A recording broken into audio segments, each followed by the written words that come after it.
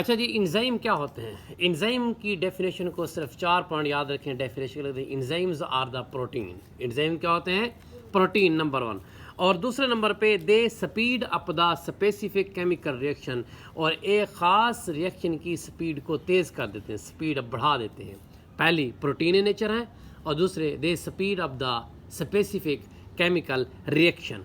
और तीसरा पॉइंट है by lowering the activation energy, activation energy को डाउन कर देंगे।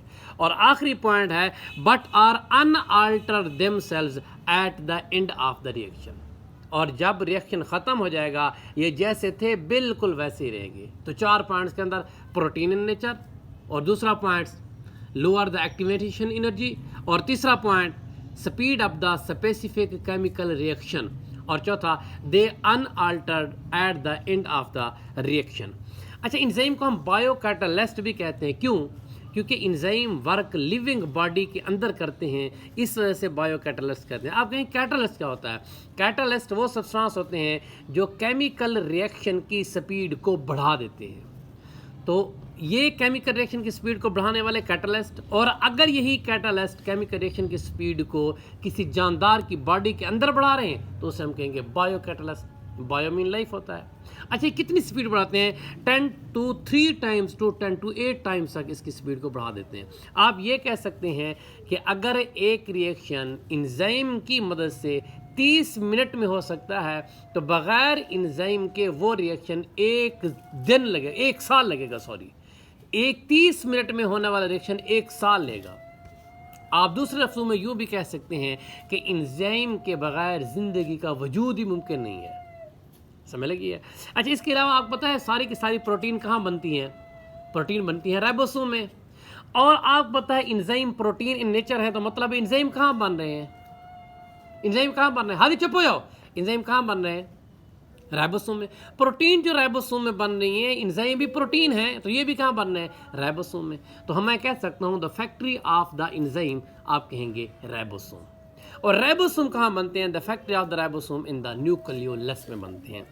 अच्छा, ये इंजाइम पैदा होने के बाद या तो उसी जगह एक्ट करते हैं जिस जगह पैदा हो रहे हैं, या फिर दूसरी जगह पे इंजाइम को क्या कर देते हैं? ट्रांसपोर्ट कर देते हैं पूरे सेल के अंदर, जहाँ इसका क्या होता है? काम होता है। अच्छा, सारे के सारे इंजाइम सारे कामों के लिए एक जैसे नहीं होते। जैसे रेड ब्लड सेल्स होते हैं, खून के सुर्खली होते हैं, उनका काम होता है ऑक्सीजन को कैरी करना, ऑक्सीजन को ले जाना। उनका केमिकल रिएक्शन भी और होंगे। किसके? नर्व सेल के निस्बत। नर्व सेल का काम होता है नर्व इम्पल्स को ट्रांसफ़र करना।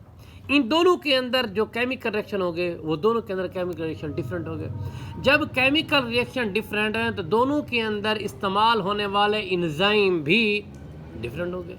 इंजाइम भी क्या होंगे? डिफरेंट हो गए। अच्छा, कुछ इंजाइम जो साइटोप्लाज्म के अंदर फ्रीली पाए जाते हैं, जैसा कि ग्लाइकोलाइसिस के इंजाइम है, साइटोप्लाज्म के अंदर हल होते हैं। और कुछ इंजाइम सेल मेम्ब्रेन के साथ अटैच होते हैं, जैसा कि कौन से? Calvin cycle. जो इंजाइम साइटोप्लाज्म के अंदर फ्रीली डिस्ट्रीब्यूटेड हैं वो ग्लाइकोलाइसिस के हैं। जो सेल मेम्ब्रेन के साथ अटैच हैं वो कैल्विन साइकिल और क्रब साइकिल्स के हैं। और कुछ इंजाइम तो राइबोसोम के अंदर मौजूद होते हैं, वो किसके लिए इस्तेमाल होते हैं? वो प्रोटीन की सिंथेसिस की तैयारी के अंदर इस्तेमाल होते हैं। इंजाइम मुख्तलिफ जगहों पर पाए जाते हैं उनके काम के लिहाज से, उनके काम। अब हम पढ़ते हैं active site of enzyme. Enzyme के एक्टिव साइट क्या? इंजाइम है क्या? Enzyme is the 3 dimensional globular protein. 3 dimensional globular protein.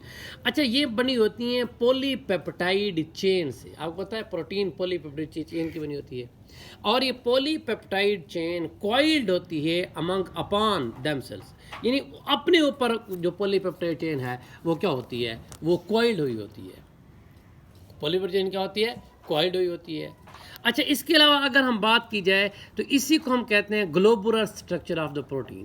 मतलब पॉलीपेप्टाइड चेन जब कॉइल्ड हो गया अपने ऊपर, इसे हम क्या कहें? Globular structure of protein. Enzyme की सतह के ऊपर एक क्लेफ्ट होगा, एक डिप्रेशन होगा थोड़ा सा, उसी डिप्रेशन को हम कहते हैं ये उसकी एक्टिव साइट है। और ये एक्टिव साइट ख़ास किस्म के अमीनो एसिड से बनी होती है। अगर हम एक्टिव साइट का बगौर जायज़ा लें तो उसके ऊपर 2 रीजन होते हैं। एक उसकी बाइंडिंग साइट होती है जहां आके सबस्ट्रेट लगता है, और एक उसकी कैटालाइटिक साइड होती है जिसके अंदर सबस्ट्रेट को दो हिस्सों में तकसीम कर दिए, प्रोडक्ट के अंदर तब्दील कर दिए, दो नहीं काफ़ी हिस्सों में प्रोडक्ट के अंदर बाइंडिंग साइड और एक्टिव साइड होती है। अच्छा, ये जो एक इम्पॉर्टेंट बात है मैं आपको बताने लगा हूँ वो ये है कि जो बाइंडिंग साइट है वहाँ एंजाइम आके वीक हाइड्रोजन बॉन्ड बनाएगा। कौन सा बनाएगा? वीक, कमज़ोर होंगे, ताकि कैटालाइटिक साइड जब उसको कैटालाइसिस करे, उसको प्रोडक्ट में तब्दील करे, तो फिर आसानी के साथ प्रोडक्ट उससे जुदा हो जाए। काम भी होता है, एंजाइम के साथ आके सबस्ट्रेट लगता है, एंजाइम सबस्ट्रेट कम्प्लेक्स बनता है, फिर कैटालाइटिक साइड इसकी कैटालाइसिस करती है, फिर उसके आता है सबस्ट्रेट बन जाते हैं और जुदा हो जाते हैं। क्या हो जाते हैं? जुदा हो जाते हैं प्रोडक्ट्स के अंदर। अब हम इसके को फैक्टर के बारे में पढ़ते हैं। भाई को फैक्टर क्या होता है? अच्छा, एक और बात रह गई, सॉरी, कुछ एंजाइम ये होते हैं कि जहाँ वो पैदा होते हैं वो इनएक्टिव फॉर्म में पैदा होते हैं। अगर वो उसी जगह एक्टिव हो जाए या कुछ एंजाइम रॉन्ग प्लेस पे एक्टिव हो जाए तो बड़ी तबाही मचा देते हैं। जैसा कि पेप्सिन जो एंजाइम है आपके मैदे के अंदर पाया जाता है, ये प्रोटीन की डाइजेशन करता है, मगर ये जब सेल के अंदर पैदा होता है तो ये पेप्सिनोजेन फॉर्म के अंदर, पेप्सिनोजेन फॉर्म के अंदर एक्टिव होता है। और पेप्सिनोजेन जो है ना इनएक्टिव फॉर्म होता है, मतलब है यहाँ एंजाइम ये काम करने वाला नहीं होता। अच्छा, ये सेल के अंदर पाया जाता है, सेल के कुछ हिस्से प्रोटीन के बने होते हैं। अगर ये पेप्सिनोजेन सेल के अंदर ही एक्टिव हो जाए, मीन पेप्सिन फॉर्म के अंदर आ जाए, तो उसके जो हिस्से सेल के प्रोटीन के बने हुए हैं तो ये सेल के अपने हिस्सों की डाइजेशन कर देगा, तोड़ देगा उनको। समझ लगी है? इस वजह से वहाँ इनएक्टिव फॉर्म पेप्सिनोजेन में होगा।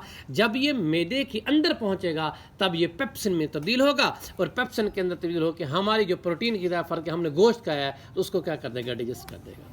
मतलब है कुछ एंजाइम अगर रॉन्ग प्लेस पे एक्टिव हो जाएं तो फिर ये कर देते हैं, बड़ी तबाही मचा देते हैं। अच्छा जी, इसके बाद हमें पढ़ने लगे हैं को फैक्टर और को एंजाइम क्या होते हैं। को फैक्टर क्या होते हैं, को एंजाइम क्या होते हैं? को फैक्टर वो सब्सटेंस होते हैं, वो चीज़ें होती हैं जो एंजाइम के साथ मौजूद होती हैं मगर वो नॉन प्रोटीन इन नेचर होती हैं। मैंने बताया है कि एंजाइम क्या होते हैं? प्रोटीन नेचर होते हैं, मगर ये होते क्या है? नॉन प्रोटीन है, प्रोटीन नहीं होते, मगर पैक किसके साथ जाते हैं? एंजाइम। आप कहेंगे फिर ये क्या करते हैं? ये एंजाइम की कैटालाइसिस की रेट को बढ़ा देते हैं, यानी उसकी जो केमिकल रिएक्शन की स्पीड है उसको मज़ीद अप कर देते हैं। ये जो को फैक्टर होते हैं, जो नॉन प्रोटीन पार्ट होते हैं।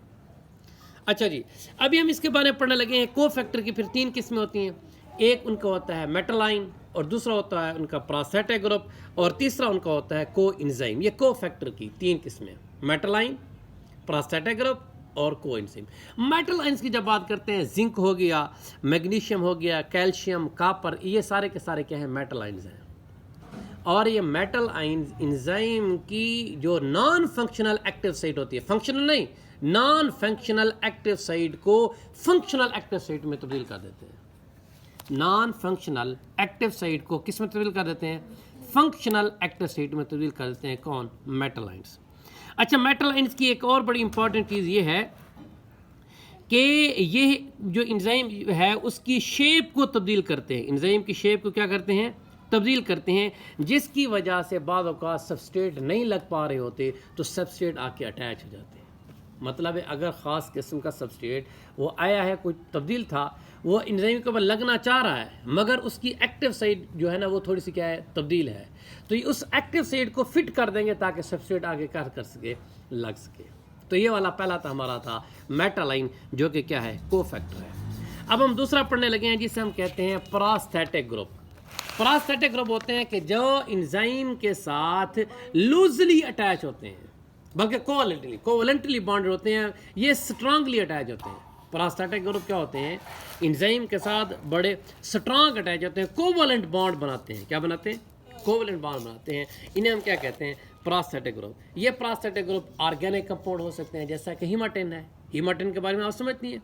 हीमाटिन वो होता है जो आपके रेड ब्लड यानी खून बनाते हैं, उसे हम कहते हैं हीमाटिन है। ये ऑर्गेनिक कंपाउंड है। समझ लगी है?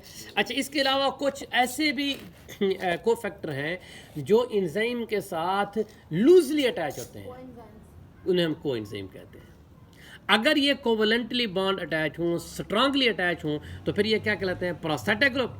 अगर लूजली अटैच हों तो फिर को एंजाइम कहलाते हैं। जैसा कि इसकी मिसालों के अंदर कहता है को enzyme participate in the enzyme catalysed reaction. इसकी मिसाल है NAD, nicotinamide adenine dinucleotide, nicotinamide adenine dinucleotide, ये सेल के अंदर मौजूद होता है। अच्छा, ये हाइड्रोजन एक्सेप्टर होता है, NAD+ इसके ऊपर चार्ज होता है, NAD+ चार्ज होता है। यानी जब हाइड्रोजन एटम जिसके ऊपर इलेक्ट्रॉन मौजूद है, जब वो इसके साथ आके लगता है तो फिर ये बन जाता है NADH। क्या बन जाता है? NAD। ये NAD पॉजिटिव है, जब इसके साथ आएगा इलेक्ट्रॉन, हाइड्रोजन एटम का इलेक्ट्रॉन, तो फिर ये क्या बन जाएगा? NADH बन जाएगा। और आपको पता है कि जहाँ इलेक्ट्रॉन आए तो वहाँ एनर्जी आती है, मीन जहाँ एनर्जी इसके अंदर फिर जज़ब हो जाएगी। इस वजह से कहते हैं जब हम खुराक खाते हैं ना, खुराक के अंदर एनर्जी होती है, उसकी जब ऑक्सीडेशन होती है मीन्स इलेक्ट्रॉन बाहर आ जाते हैं, NAD इसी इलेक्ट्रॉन को ले लेता है और NADH में तब्दील हो जाता है। मीन्स NADH में एनर्जी जज़ब होती है, किसकी शक्ल में? इलेक्ट्रॉन की शक्ल में। और फिर यही एनर्जी बॉडी को मिलती है, तो फिर यही दोबारा NADH तब्दील हो जाता है NAD+ में। मीन अब ये एनर्जी डेफिशिएंट है। NADH बनेगा, एनर्जी रिच होगा, और NAD पॉजिटिव होगा तो एनर्जी डेफिशिएंट है, मीन इसके अंदर एनर्जी मौजूद नहीं है। तो ये साइकिल चलता रहता है।